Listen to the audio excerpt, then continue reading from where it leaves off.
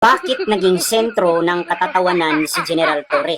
Kasi ito yung mga rason mga idol. Tingnan natin sa formula. Siya po gumawa ng venue. O ilang syllables ba yan?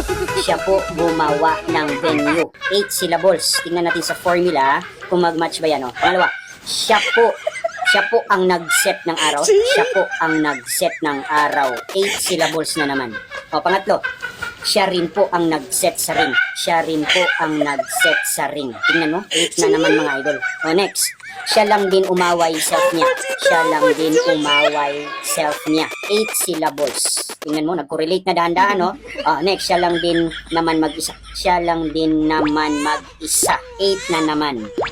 And the last one, siya lang din po ang nanalo. Siya lang din po ang nanalo. 8 syllables. Perfect. 8. Na-solve natin sa formula, which is ang pinaka-base natin, sentro ng katatawanan. Bilangin mo ilang syllables ng sentro ng katatawanan. Sentro ng katatawanan.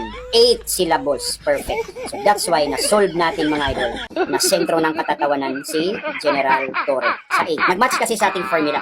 Perfect na. Hindi na yan ako question.